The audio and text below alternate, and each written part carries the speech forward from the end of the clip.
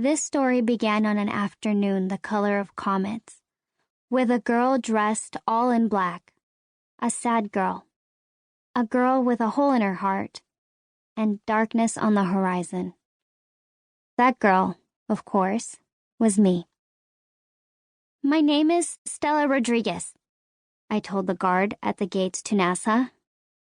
"I'm 11 years old. I'm here to speak with Carl Sagan." It was late, almost dark, and I was alone. You and Mom would not have approved. The guard looked up as if he'd heard an annoying mosquito, decided he imagined it, and went back to reading his magazine.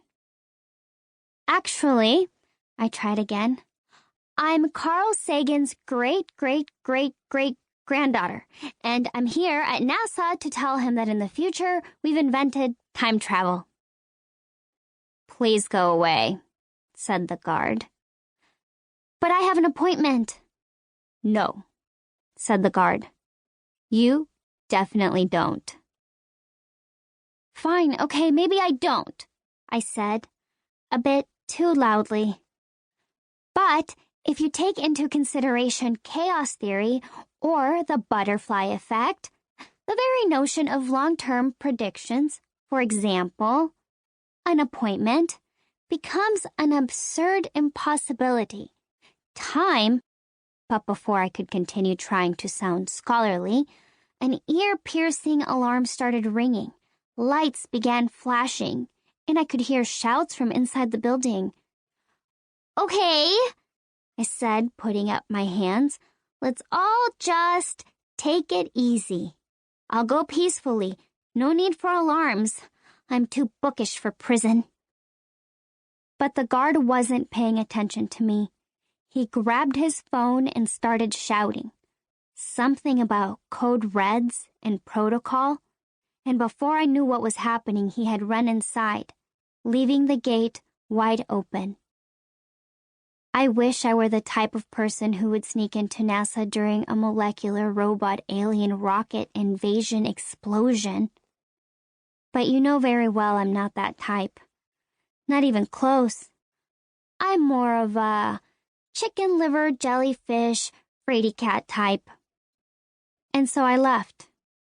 I left without seeing Carl Sagan or giving him the important package I'd come to deliver. Time was of the essence. Since the Voyager launch date, August 20, 1977, was mere months away. Avoiding the alarms at NASA, I went to the bus stop and waited. It was the last moment of light, and I had a strange feeling. Like when you sense a breeze on your ankles in a room with no open windows or doors.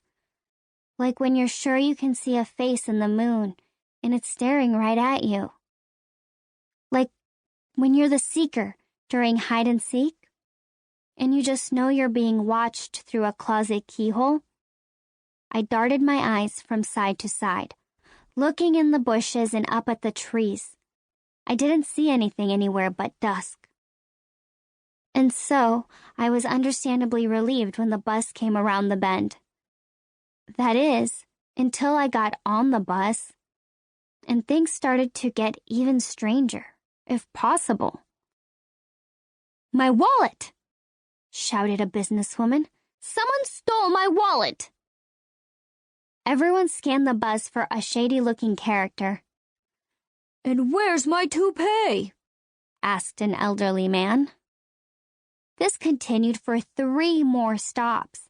Shouts of, "Where's my lunch?" and "Who took my pet frog?" To get off the bus, I had to weather an obstacle course of people on their hands and knees searching for something or other under their seats. The stop was only a few minutes from home, but it felt like miles. I mean, what was going on? The dusk had turned to straight-up gloom, which wasn't good because by that point I had a severe case of the creeps, a heebie-jeebie fever, and a touch of the willies. I'm not afraid of the dark. You know that from all our time spent stargazing. But the minute I started walking, I got goosebumps down my arms and legs and all the way up my neck.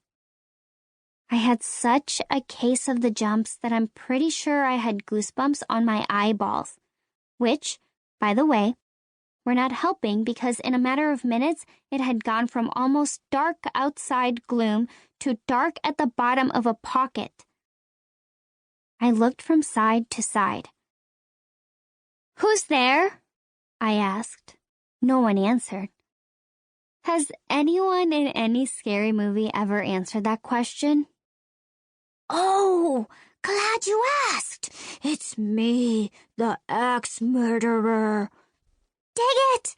That was actually supposed to be a surprise." So, I did what anyone in my position would do. I started to run. Fast. I ran through the dark like the muck down a drain. I sprinted through the dark as the inside of a whale. I didn't hear footsteps or twigs breaking behind me, but the feeling was becoming stronger. Someone was lingering just out of view. I was being watched.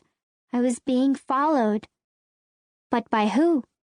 Or, worse still, by what?